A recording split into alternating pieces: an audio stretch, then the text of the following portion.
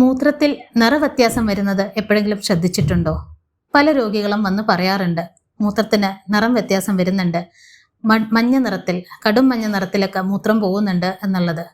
അത് പക്ഷെ രോഗലക്ഷണമല്ല, നമ്മളുടെ ശരീരത്തിൽ ജലാംശം കുറയുന്നതിൻ്റെ, ഡീഹൈഡ്രേഷൻ വരുന്നതിൻ്റെ ലക്ഷണങ്ങളാണ്.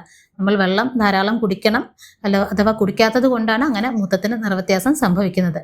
പക്ഷേ മൂത്രം കട്ടൻ ചായയുടെ നിറത്തിൽ പോകുന്നുണ്ട്, കോള കളേർഡ് യൂറിൻ, കൊക്കക്കോളയുടെ നിറത്തിൽ യൂറിൻ പോകുന്നുണ്ടെങ്കിൽ അത് ശ്രദ്ധിക്കണം. അത് ഒരുപക്ഷെ IgA നെഫ്രോപ്പതി എന്നൊരു അസുഖത്തിൻ്റെ ലക്ഷണമാണ്. നമസ്കാരം, ഞാൻ doctor Anjana Ashokan, Kozhikode baby memorial ഹോസ്പിറ്റലിലെ നെഫ്രോളജി വിഭാഗത്തിലെ അസോസിയേറ്റ് കൺസൾട്ടൻ്റ് ആണ്. ഞാൻ ഇന്ന് നിങ്ങളോട് സംസാരിക്കാൻ പോകുന്നത് IgA നെഫ്രോപ്പതി എന്നൊരു അസുഖത്തിനെ പറ്റിയിട്ടാണ്. എന്താണ് IgA നെഫ്രോപ്പതി? IgA നെഫ്രോപ്പതി എന്ന് പറഞ്ഞാൽ ഒരു തരത്തിൽ പറഞ്ഞാൽ ഒരു ഓട്ടോ ഇമ്മ്യൂൺ കണ്ടീഷനായിട്ട് പറയാം. ഓട്ടോ ഇമ്മ്യൂൺ ഡിസീസസ് എന്ന് പറഞ്ഞാൽ ശരീരത്തിലെ രോഗപ്രതിരോധ ശേഷി കൂടി ശരീരത്തിലെ തന്നെ ഹെൽത്തി ആയിട്ടുള്ള അവയവങ്ങൾക്ക് അല്ലെങ്കിൽ കോശങ്ങൾക്ക് ഡാമേജ് സംഭവിക്കുന്ന ഒരു അവസ്ഥയാണ് ഓട്ടോ ഇമ്മ്യൂൺ ഡിസീസ് എന്ന് പറയുന്നത്.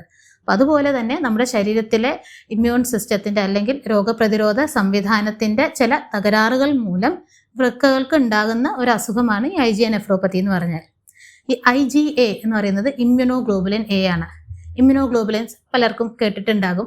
ഇമ്മ്യൂണോഗ്ലോബുലിൻസ് എന്ന് പറയുന്നത് നമ്മുടെ രോഗപ്രതിരോധ സംവിധാനം, നമ്മുടെ രക്തത്തിൽ ഉണ്ടാക്കുന്ന ചില പ്രോട്ടീൻസ് ആണത്.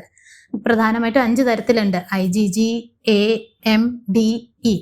അതിൽ ഈ IgA എന്ന് പറയുന്നത് ആണ് ഏറ്റവും അബണ്ടൻ്റ് ആയിട്ട്, ഏറ്റവും കൂടുതലായിട്ട് രക്തത്തിൽ കാണുന്നതും നമ്മുടെ ശരീരസ്രവങ്ങളിൽ, കണ്ണുനീര്, ഉമിനീര് അഥവാ മുലപ്പാലിലൊക്കെ കൂടുതലായിട്ട് കാണുന്ന തരത്തിലുള്ള ഇമ്മ്യൂണോഗ്ലോബുലിനാണ് ഈ IgA എന്ന് പറയുന്നത്.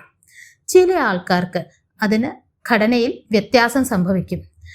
വ്യത്യാസം സംഭവിച്ച് അങ്ങനെ ഉണ്ടാകുന്ന ഇമ്മ്യൂണോഗ്ലോബുലിൻസ് രക്തത്തിൽ നിന്നും പോയി കിഡ്നിയിൽ അടിഞ്ഞുകൂടി അവിടെ ഇൻഫ്ലമേഷനും തുടർന്ന് കേടും സംഭവിപ്പിക്കുമ്പോഴാണ് ഈ IgA നെഫ്രോപ്പതി എന്നൊരു അസുഖമായിട്ട് വരുന്നത്. കാലക്രമേണ ഇങ്ങനെ IgA ഡെപ്പോസിഷൻ ഉണ്ടാകുമ്പോൾ കിഡ്നിയിൽ ഡാമേജ് വന്ന് കാലക്രമേണ ക്രിയാറ്റിൻ കൂടി അവസാനം പലരും എൻഡ് സ്റ്റേജ് കിഡ്നി ഡിസീസസിലേക്ക് എത്തിപ്പെടുന്നതാണ്. ഇനി ഇത് അസുഖത്തിൻ്റെ ലക്ഷണങ്ങൾ എന്തൊക്കെയാണ്? ഏറ്റവും കൂടുതൽ, അതായത് 40 മുതൽ 50% വരെ ആൾക്കാർക്ക് കണ്ടുവരുന്ന ഒരു ലക്ഷണമാണ് മൂത്രത്തിൽ നിറവ്യത്യാസം. മൂത്രത്തിൽ കൊക്കക്കോളയുടെ നിറത്തിൽ മൂത്രം പോകുക, അല്ലെങ്കിൽ കട്ടൻ ചായയുടെ നിറത്തിൽ, കോള കളേർഡ് യൂറിൻ എന്നാണ് പറയുക. വേദന ഉണ്ടാവണമെന്നില്ല. ചിലവർക്ക് നടുവിൻ്റെ ഇരുഭാഗങ്ങളുമായിട്ട് ഒരു ഡൽ ലേക്കിംഗ് ആയിട്ട് ചെറിയ രീതിയിൽ ചിലപ്പോൾ വേദന ഉണ്ടാകാം, പനി ഉണ്ടാവില്ല, വേറെ ബ്ലീഡിങ്ങിൻ്റെ പ്രശ്നങ്ങളൊന്നും കാണില്ല. ഇങ്ങനെയാണ് പലരും പ്രസൻറ്റ് ചെയ്യുക. ഇത് പൊതുവെ ഒരു കഫക്കെട്ടോ ജലദോഷം, തൊണ്ടവേദന, അങ്ങനെ ചെറിയൊരു കഫക്കെട്ടിൻ്റെ കഴിഞ്ഞ് അതിൻ്റെ 1-2 ദിവസത്തിനുള്ളിലൊക്കെ ആയിരിക്കും പലർക്കും ഇങ്ങനത്തെ ഒരു നിറവ്യത്യാസം ശ്രദ്ധയിൽപ്പെടുന്നത്. ഭൂരിഭാഗം പേർക്കും അതങ്ങ് 3-4 ദിവസം അങ്ങനെ ഒരു കളർ നിന്നിട്ട് അതങ്ങ് സെറ്റിലാവുകയാണ് ചെയ്യുക. ചിലവർക്ക് നമ്മൾ പിന്നീട് യൂറിൻ ടെസ്റ്റ് ചെയ്യുമ്പോൾ യൂറിനിൽ പ്രോട്ടീൻ്റെ അംശമോ രക്തത്തിൻ്റെ അംശമോ ഒന്നും കാണില്ല.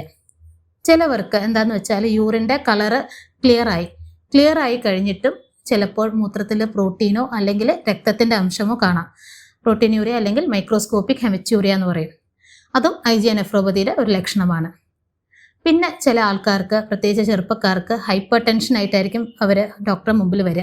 അതായത് അമിതമായ തലവേദന, അല്ലെങ്കിൽ BP കൂടിയിട്ട് ശ്വാസം മുട്ട് വരിക, ലങ്സിലേക്ക് നീരിറങ്ങിയിട്ട് പൾമണറി എഡീമ എന്നുള്ള അവസ്ഥ വരിക, അല്ലെങ്കിൽ BP കൂടിയിട്ട് അപസ്മാരം വരിക, ക്രിയാറ്റിൻ കൂടുക, അങ്ങനെ പല അവസ്ഥയിൽ കൂടെ വരുന്ന ആൾക്കാരുണ്ട്. അവർക്കും നമ്മൾ ഈ പറഞ്ഞ പോലെ തന്നെ മൂത്രം ചെക്ക് ചെയ്യുമ്പോൾ പ്രോട്ടീൻ്റെ അംശമോ ക്രിയാറ്റിൻ നോക്കുമ്പോൾ ക്രിയാറ്റിനിൽ കൂടുതലോ വ്യതിയാനങ്ങൾ എന്തെങ്കിലും ഉണ്ടെങ്കിൽ അവർക്ക് നമ്മൾ ഈ ഒരു അവസ്ഥ IgA നെഫ്രോപ്പതി സസ്പെക്റ്റ് ചെയ്യാവുന്നതാണ്. പിന്നെ ചിലവർ ഈ പറഞ്ഞ പോലെ തന്നെ വെറുതെ ഒന്ന് ബ്ലഡ് ടെസ്റ്റ് ചെയ്യുമ്പോഴായിരിക്കും, ലക്ഷണങ്ങളൊന്നും ഉണ്ടാവണമെന്നില്ല, പക്ഷെ വെറുതെ ഒന്ന് ബ്ലഡ് ടെസ്റ്റ് ചെയ്യുമ്പോഴായിരിക്കും ക്രിയാറ്റിൻ്റെ ഒരു നേരിയ വേരിയേഷൻ കാണുക. ക്രിയാറ്റിൻ ഒരു 2 or 3 ഒക്കെ ആയിട്ട് കാണുന്നുണ്ടാകും. അവർക്ക് ഈ പറഞ്ഞ പോലെ തന്നെ യാതൊരു ലക്ഷണങ്ങളും ഉണ്ടാവണമെന്നില്ല. ഫർദർ ചെക്കപ്പ് ചെയ്യുമ്പോഴായിരിക്കും BP കൂടുതലുണ്ടെന്നും കാണാം, യൂറിനിലെ വ്യത്യാസങ്ങളും ശ്രദ്ധയിൽപ്പെടുന്നത്.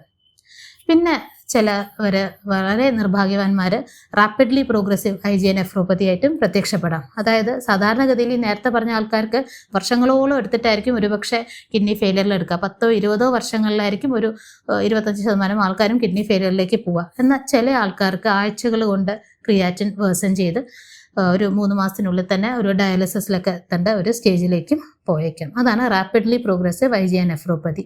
പിന്നെയും ഒരു 5% ആൾക്കാർ നെഫ്രോട്ടിക് സിൻഡ്രോം ആയിട്ടും പ്രസൻറ്റ് ചെയ്യാം. അതായത് നെഫ്രോട്ടിക് സിൻഡ്രോം എന്ന് പറയുമ്പോൾ മൂത്രത്തിൽ ഒരു 3.5 ഗ്രാം കൂടുതൽ അളവിൽ പ്രോട്ടീൻ പോവുക, ശരീരത്തിൽ രക്തത്തിൽ ആൽബുമിൻ്റെ അളവ് കുറഞ്ഞു വരിക, കൊളസ്ട്രോളിൻ്റെ അളവ് കൂടുക. ഈ ഒരു അവസ്ഥയാണ് നമ്മുടെ നെഫ്രോട്ടിക് സിൻഡ്രോം. നീര് വെച്ച് ശരീരം മൊത്തം വീർത്ത് വരിക.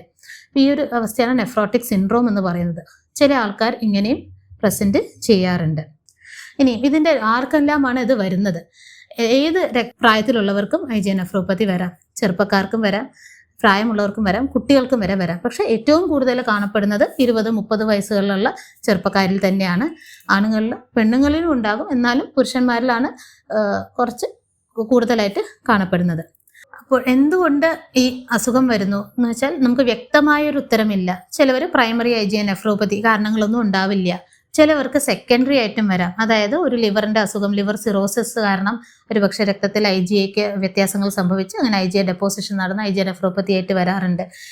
ചില കുടലിൻ്റെ ഇൻഫ്ലമേറ്ററി ബവൽ ഡിസീസസ് കാരണം ഇതേപോലെ IgA നെഫ്രോപ്പതി കാണലുണ്ട്. പിന്നെ ചില ഓട്ടോ ഇമ്മ്യൂൺ കണ്ടീഷൻസിൽ സിലാക് ഡിസീസ് അങ്ങനത്തെ ചില അസുഖങ്ങളിലൊക്കെ IgA നെഫ്രോപ്പതി ആയിട്ട് രോഗികൾ സെക്കൻഡറി IgA നെഫ്രോപ്പതി ആയിട്ട് പ്രസൻറ്റ് ചെയ്ത് വരാറുണ്ട്. പിന്നെ ഫെമീലിയൽ IgA നെഫ്രോപ്പതി എന്നൊരു സംഭവം കൂടിയുണ്ട്. അതായത് ഒരേ കുടുംബത്തിൽ തന്നെ 2-3 പേർക്കോ സഹോദരങ്ങൾക്കോ ഒക്കെ ആയിട്ട് IgA നെഫ്രോപ്പതി ഡയഗ്നോസ് ചെയ്ത് വരാറുണ്ട്. അപ്പം ഒരു പാരമ്പര്യ ഘടകം ഉണ്ട്, എവിടെയോ ഉണ്ട്. പക്ഷെ എപ്പോഴും അങ്ങനെ ഒരു ഫെമീലിയൽ ടെൻഡൻസി ഉണ്ടാവണമെന്നില്ല. പിന്നെ എങ്ങനെയാണ് നമ്മൾ പറഞ്ഞു ഇതൊക്കെയാണ് ലക്ഷണങ്ങളുള്ളത്. പക്ഷെ ഉറപ്പിക്കണമെങ്കിൽ എന്ത് ചെയ്യണം? നമ്മൾ IgA നെഫ്രോപ്പതി എന്നൊരു അസുഖം കണ്ടുപിടിച്ച് അതാണെന്ന് 100% ഉറപ്പിക്കണമെങ്കിൽ അതൊരു ബയോപ്സി ചെയ്തിട്ടേ നമുക്ക് ഉറപ്പിക്കാൻ പറ്റുള്ളൂ. ബയോപ്സി എന്ന് പറഞ്ഞാൽ എല്ലാവർക്കും പേടിയാണത്. ക്യാൻസർ ആണോ അല്ലയോ എന്നറിയാനല്ല ബയോപ്സി ചെയ്യുന്നത്. നമ്മളെ മിക്ക കിഡ്നിയുടെ അസുഖങ്ങളും നമ്മൾ ഒരു ബയോപ്സിയിൽ കൂടെ നമുക്ക് 100% ഇതാണെന്നുള്ളത് കണ്ടുപിടിക്കാൻ പറ്റുള്ളൂ. അപ്പോൾ ബയോപ്സി ചെയ്യാന്ന് വെച്ചാൽ നമ്മൾ തൊലിപ്പുറത്ത് തരിപ്പിച്ചിട്ട് ഒരു ബയോപ്സി ഗണ്ണ് വെച്ചിട്ട് കിഡ്നിയിൽ നിന്ന് ഒരു ചെറിയ ഭാഗം, ഒരു നൂല് പോലെയുള്ള ഒരു ഭാഗം എടുത്ത് നമ്മൾ പത്തോളജി ഡിപ്പാർട്ട്മെൻറ്റിലേക്ക് ടെസ്റ്റ് ചെയ്യാനായിരിക്കും. അവരത് മൈക്രോസ്കോപ്പിൻ്റെ അടിയിൽ വെച്ച് പരിശോധിക്കുമ്പോഴാണ് ഈ വ്യതിയാനങ്ങളും അതിൽ ചിലപ്പോൾ ഇമ്മ്യൂണോഗ്ലോബുലിൻ ഡെപ്പോസിറ്റ് ചെയ്തൊക്കെ ആയിട്ട് കണ്ടുപിടിക്കാൻ പറ്റുക. അപ്പം ഒരു 100% ഡയഗ്നോസിസ് വേണമെങ്കിൽ നമ്മൾ ബയോപ്സിയിലേക്ക് കടക്കും. പ്രധാനമായിട്ടും നമ്മൾ ബയോപ്സി സജസ്റ്റ് ചെയ്യുന്നത് പ്രോട്ടീൻ കൂടുതലുള്ള പേഷ്യൻസ്, 500 മില്ലിഗ്രാമിൽ കൂടുതൽ പ്രോട്ടീൻ ഉള്ള പേഷ്യൻസ്, മൂത്രത്തിലെ രക്തത്തിൻ്റെ അംശം മാറാതെ നിൽക്കുന്ന രോഗികൾ, പെർസിസ്റ്റന്റ് മൈക്രോഹെമറ്റൂറിയ എന്ന് പറയും, അല്ലെങ്കിൽ ക്രിയാറ്റിൻ്റെ വേരിയേഷനുള്ള രോഗികൾ. പ്രധാനമായിട്ടും ഇവർക്കൊക്കെയാണ് നമ്മൾ ബയോപ്സി സജസ്റ്റ് ചെയ്യുന്നത്. അപ്പം ബയോപ്സി ചെയ്താൽ നമുക്ക് IgA നെഫ്രോപ്പതി ആണെന്നുള്ളത് നമുക്ക് 100% പ്രൂവ് ചെയ്യാൻ പറ്റും. പിന്നെ അത് കഴിഞ്ഞിട്ട് ഈ IgA നെഫ്രോപ്പതി എന്ന് പറയുന്നത് എല്ലാവർക്കും ഒരേപോലെ പ്രോഗ്രസ് ചെയ്യണം എന്നില്ല. ചിലവർക്ക് ഈ പറഞ്ഞ പോലെ തന്നെ നേരത്തെ ഞാൻ പറഞ്ഞു കട്ടൻ ചായയുടെ നിറത്തിലുള്ള മൂത്രം വരുന്ന ആൾക്കാരുണ്ട്. അവർക്ക് പൊതുവേ പറയുന്നത് ഒരു ഫേവറബിൾ പ്രോഗ്നോസിസ് ആണ് പറയുന്നത്. അതായത് ആ ഒരു സമയത്ത് മാത്രം ഒരു മൂത്രത്തിൽ രക്തത്തിൻ്റെ അംശം കാണും, പിന്നീട് ടെസ്റ്റ് ചെയ്യുമ്പോൾ നോർമലായി നിൽക്കും, പ്രോട്ടീനും ഇല്ല, രക്തവും ഇല്ല, ആ ഒരു ഇൻഫ്ലമേഷൻ വന്ന് അങ്ങ് പോകുന്ന അവസ്ഥ. അവർക്ക് വലിയ പ്രശ്നമില്ല. ഏർലി ഡിറ്റക്ഷനും സഹായകരമാണ് ഇങ്ങനെ ഒരു രോഗലക്ഷണം കാണിക്കുന്നത് കൊണ്ട്. പിന്നെ നമ്മൾ അവരെ ഫോളോ അപ്പിൽ വെക്കുകയാണ് ചെയ്യുക. പിന്നെ ചില ആൾക്കാർ പ്രോട്ടീൻ യൂറിയ വളരെ ഒരു 1 ഗ്രാമിൽ കൂടുതലായിട്ട് പ്രോട്ടീൻ യൂറിയ കൂടി നിൽക്കുന്നവർ, പെർസിസ്റ്റന്റ് മൈക്രോഹെമറ്റൂറിയ മൂത്രത്തിൽ എപ്പോഴും രക്തത്തിൻ്റെ അംശം കാണിക്കുന്നവർ, അവർക്കൊക്കെ കുറച്ചും കൂടി ഒരു ക്രിയാറ്റിൻ കൂടി നിൽക്കുന്ന ആൾക്കാർക്ക് അവർക്കൊക്കെ കുറച്ചും കൂടി ഒരു രോഗം മൂർച്ഛിക്കാനുള്ള ഒരു സാധ്യത ഉള്ളവരാണ്. കുറച്ചും കൂടെ നമ്മൾ ചിലപ്പം അതിന് ട്രീറ്റ്മെൻ്റ് ആയിട്ട് തന്നെ സ്റ്റാർട്ട് ചെയ്യേണ്ടി വരും. കൂടുതൽ ക്ലോസ് ഫോളോ അപ്പിലും നിർത്തേണ്ടതായിട്ട് വരും. പിന്നെ IgA നെഫ്രോപ്പതിക്ക് ചികിത്സയുണ്ടോ എന്ന് ചോദിച്ചാൽ ചികിത്സയുണ്ട്. പക്ഷെ നമുക്കത് കംപ്ലീറ്റ്ലി ക്യൂർ ചെയ്ത് മാറ്റാൻ പറ്റുന്ന ഒരു അസുഖമല്ല.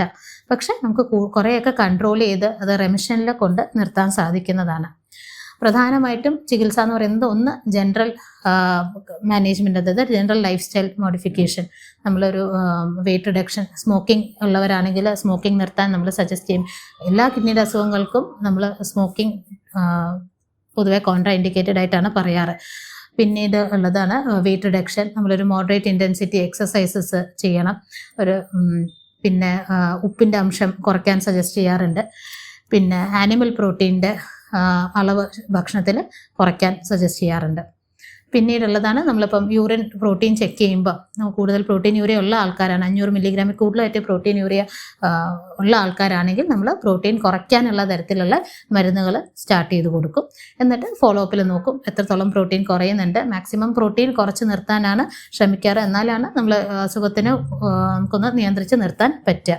പിന്നെ ബി പിയും ഷുഗറും ഒക്കെ ഉള്ളവരാണെങ്കിൽ ബി പി നല്ല കൺട്രോളിൽ നിൽക്കണം. നമ്മളൊരു 120-80 താഴെയെങ്കിലും ബി പി നിർത്താൻ സജസ്റ്റ് ചെയ്യാറുണ്ട്. അതിനനുസരിച്ച് മരുന്നുകൾ കൂട്ടി കൊടുക്കാറുമുണ്ട്. പ്രോട്ടീൻ യൂറിയ കുറപ്പിൻ ഉള്ള മരുന്നുകൾ കൊടുക്കും. അതിനുശേഷം ചില ആൾക്കാർക്ക് നമ്മൾ ഇതൊക്കെ കൊടുത്താലും പ്രോട്ടീൻ്റെ അളവും കുറയില്ല, ക്രിയാറ്റിനും കൂടി പോകും. അങ്ങനത്തെ ഉള്ള ആൾക്കാർക്ക് നമ്മൾ ഇമ്മ്യൂണോ സപ്രസൻസ്, അതായത് ഈ രോഗപ്രതിരോധ ശേഷി കുറയ്ക്കാനുള്ള മരുന്നുകൾ കൊടുക്കാറുണ്ട്. പ്രധാനമായിട്ടും സ്റ്റിറോയിഡ്സ് ആണ് കൊടുക്കുക. അത് തന്നെ പല തരത്തിലുള്ളത്, ഇപ്പം പുതിയ ബ്യൂട്ടിസണൈഡ് എന്നൊക്കെ പറഞ്ഞ് നമ്മൾ സിസ്റ്റമിക് പ്രശ്നങ്ങളൊന്നും ഇല്ലാത്ത, സൈഡ് ഇഫക്ട്സ് ഒക്കെ കുറഞ്ഞ രീതിയിലുള്ള മരുന്നുകൾ അവൈലബിൾ ആണ്. കൂടാതെ പെട്ടെന്ന് റാപ്പിഡ്ലി പ്രോഗ്രസ് ചെയ്യുന്ന ആൾക്കാരൊക്കെ ആണെങ്കിൽ നമ്മൾ അതിലും കൂടുതൽ ശക്തമുള്ള ഇമ്മ്യൂണോ സപ്രസൻസ് കൊടുക്കാറുണ്ട്.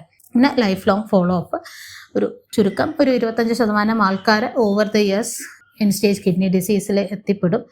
അങ്ങനെയുള്ളവർക്ക് ഡയാലിസിസ് ചെയ്യേണ്ടി വരും, അല്ലെങ്കിൽ കിഡ്നി മാറ്റി വെക്കുക എന്ന രീതിയിലേക്ക് പോകേണ്ടി വരും.